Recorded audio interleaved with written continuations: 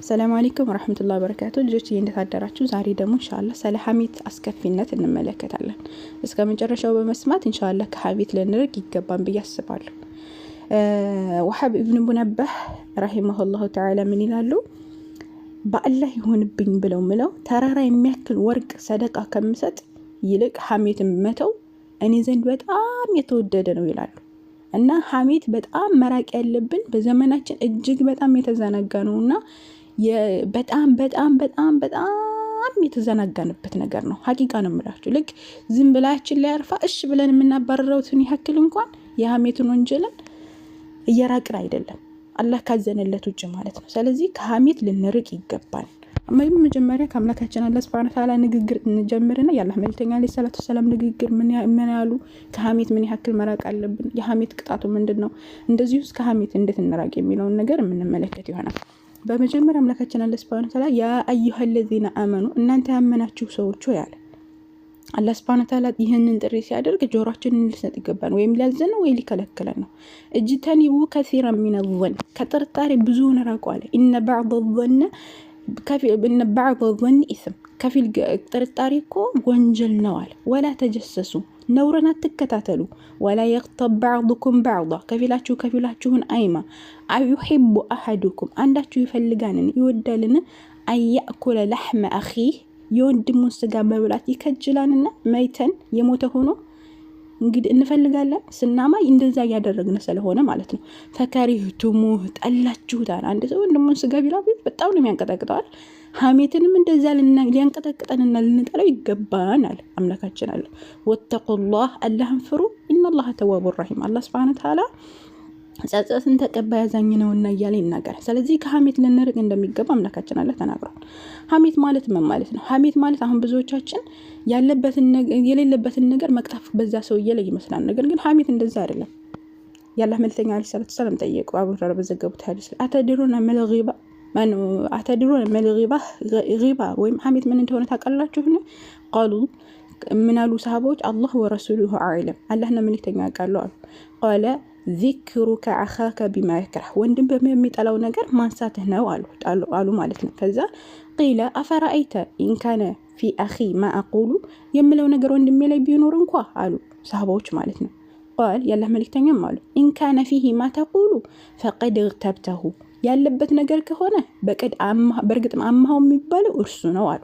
ወኢለም የኩን ፊሂ የሌለበትን ካማሃው ግን ወይም ከተናገርክ ግን ፈቀድ በሐተሁ እሱ ቀጠፍክበት ነው የሚባለው አሉ ያላህ መልእክተኛ። ስለዚህ በአሁኑ ሰዓት የሌለበትን መናገር መቅጠፍ ነው እንጂ አማ አይደለም የሚባለው። ሐሜት የሚባለው ያነሰው ያለበትን በሚጠላው ነገር ከሆነ በዛ ማንሳት ነው ሐሜት የሚባለው። ስለዚህ ከሐሜት ልንርቅ ይገባል። የሐሜት ጉዳት ምንድን ነው? የአላህ መልእክተኛ አለይሂ ሰላቱ ወሰላም ጠየቁ። አተድሩነ ሙፍሊስ ድሃ ማን እንደሆነ ታውቃላችሁ አሉ። ቃሉ አልሙፍሊሱ ፊና ከኛ ዘንድ ሙፍሊስ ድሃ ማለት እኮ መለም ድርሃም ማን ነው? መላ ድርሃም ለሁ ለእርሱ ምንም ድርሃም ወይም ገንዘብ የሌለው ወላ መታ ምንም አይነት ገንዘብ ወይም ደግሞ ድርሃም የሌለው ነው አሉ።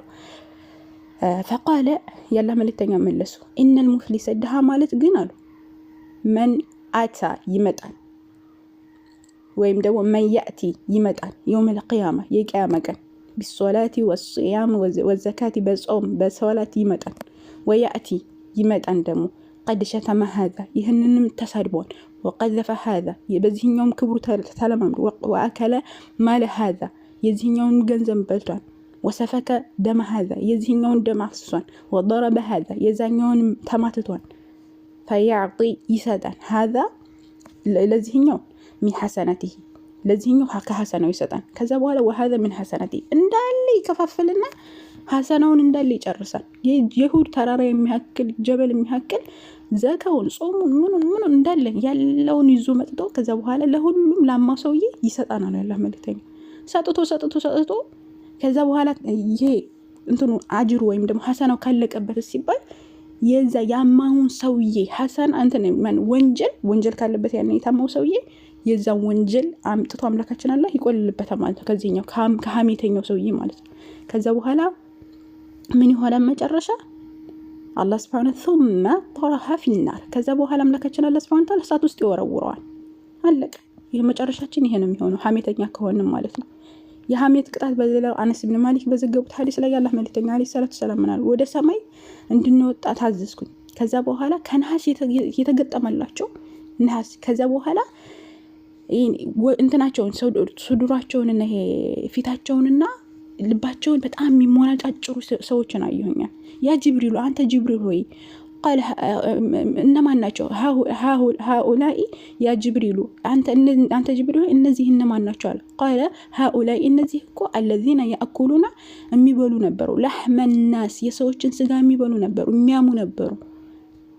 ከዛ ወየቃዑነ ፊ አዕረዲሂም በክብሮቻቸው ላይ የሚረማመዱ ሰዎች ነበሩ አለ። ስለዚህ አንድ ሰው ሐሜተኛ ከሆነ የውመል ቂያማ ላይ የነሐስ ጥፍር ይገጠምለትና ፊቱን ይሟጭራል። እንትኑን ይሄ ምንድነው ልቡን ይሟጭራል ማለት ነው። እና በጥፍራችሁ እንኳን መሟጭር በጣም ከባድ ነው፣ እንኳን አይደለም ከነሐስ ተገጥሞላችሁና በጣም ከባድ የሆነ ነገር ነው። ስለዚህ ከእንደዚህ አይነት ነገር ልንጠነቀቅ ይገባል። ከሐሜት ለመራቅ ምን እናድርግ?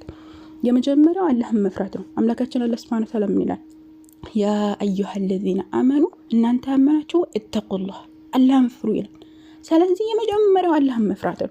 በሌላ መንቀስ በሱረት ተውባ ላይ ያ አዩሃ ለዚነ አመኑ እናንተ ያመናችሁ ሰዎች ሆይ እተቁላህ አላህን ፍሩ፣ ወኩኑ መዐ ሷዲቂን ከእውነተኞች ጋር ሆኑ ይለናል። እውነተኛ የሆነ ሰው አላህን የሚፈራ ሰው ምን አያደርግም? ሰዎችን አያማም። ግልጽ ነው። እሺ ሁለተኛስ ምን ያደርግ? ሁለተኛ ደግሞ መላእክቶች እየጻፉ ከጎንና ከቀኝና ከግራው እናንተ ስማችንን ቀይረን የውመል ቂያማ ሚዲያ ላይ የተለያዩ ቦታዎች ላይ ስማችንን ቀይረን እንኳን ብንናገር ብናማ ብንጽፍ ምን ብናደርግ ወይም አይሰሙንም ብንል መላእክቶች ይከታተሉናል። በቀኝና በግራ አሉ። ከዛ ይጽፋሉ መልካም ስራዎቻችን ምንድናቸው፣ መጥፎ ስራዎቻችን ምንድናቸው የሚለው አምላካችን አላህ ምን ይላል? ወለቀድ ኸለቅነል ኢንሳነ ወነዕለሙ ማ ትወስዊሱ ቢሂ ነፍሱሁ ወነሕኑ አቅረቡ ኢለይሂ ሚን ሐብሊል ወሪድ። ከዚህ ከእንትን ምንድነው ከደም ስሩ የበለጠ እኛ ቅርብ ነን፣ እንከታተለዋለን። ኢዝ የተለቀል ሙተለቂያኒ አኒል የሚኒ ወአኒ ሽማል። አምላካችን አላህ ሱብሓነሁ ወተዓላ ይናገር ማ የልፊዙ ሚን ቀውሊን ኢላ ለደይሂ ረቂቡን አቲድ። ከቀኝና ከግራ ሆነው መላእክቶች ይከታተሉታል። ግልጽ ነው። ስለዚህ ምን ማድረግ አለብን? መላእክቶች እየተከታተሉን እንደሆነ ማወቅ። ያንን ካወቅን አናማም፣ በቃ እንጠነቀቃለን። ልናማስና አይ አላህ ይሰማናል፣ አላህ ያየኛል ምናምን እንላለን። ሁለተኛ ደግሞ እውነተኞች ነን፣ ከዛ ነገር ርቀናል። እውነተኛ የሆነ ሰው ራሱ እንትን የሚል ሰው ምንም የሰውን ክብር አይነካም። ገዛ ሶስተኛ ደግሞ ምንድነው መላእክቶች በቀኝና በግራ አለው ይከታተሉናል ብለን እናምናለን። ስለዚህ እዛ ላይ እንጠነቀቃለን። ሶስተኛ ምርጥ ሙስሊም መሆን። ያላህ መልእክተኛ አለይሂ ሰላቱ ሰላም ይላሉ አነስ ብን ማሊክ በዘገቡት ሐዲስ ላይ ቃለት ያ ረሱላህ አንተ አላህ መልእክተኛ አዩ ሙስሊም አፍضل የትኛው ነው በጣም ምርጥ ሙስሊም ማለት የትኛው ነው ብለው ይጠይቋቸዋል። ከዛ ቃል ያላህ መልእክተኛ ምን አሉ? መን ሰሊመ ልሙስሊሙን ሚሊሳኒሂ ሙስሊሞች ከሊሳኑ ወይም ከአፋቸው የራቁ ናቸዋል። ሙስሊሙ ሲባል ሁሉንም ሰው ለማለት ነው። ካፊርም ቢሆን ማመት ይቻላል ማለት አይደለም። ሁሉም ሰው ያኒ ሙስሊሞችም ሆኑ ሌሎችም አካላቶች ሰዎች ከሱ ምላስ የዳኑ ነው ብለው ያላህ መልእክተኛ አለይሂ ሰላቱ ሰላም ተናገሩ። ወይዲህ ከጁም እንደዚህ ጭምር የዳኑ ሰው ያ ሙስሊም ምርጥ ሙስሊም ነው አሉ። ስለዚህ አራተኛው አንድ ሰው ከሐሜት ለመራቅ ምርጥ ሰው መሆን፣ ክብሩን የሚጠብቅ ሰው ያም ክብር ያለው ሰው፣ አላህን የሚፈራ ሰው፣ መላእክቶች ይከታተሉኛል ብሎ የሚያስብ ሰው ያማም። ስለዚህ ከሐሜት እንራቅ። አላህ ሱብሓነሁ ወተዓላ ከሐሜተኞች ይጠብቀን። ጓደኞቻችን ማን እንደሆኑ መመረጥ አለብን። ከመጥፎ ጓደኛ መራቅ። ምክንያቱም መጥፎ ጓደኛ ከሌለን ወይም ደግሞ ከአጠገባችን የሚያማልን ሰው ከሌለ አብረን አናማመችስ። ስለዚህ ከመጥፎ ጓደኛ መራቅ መፍትሄ ነው ብዬ አስባለሁ። አላህ ያፈዝከው። ከአላህ ከሐሜት ይጠብቀን። ሁላችንን አላህ ያስተካክለን።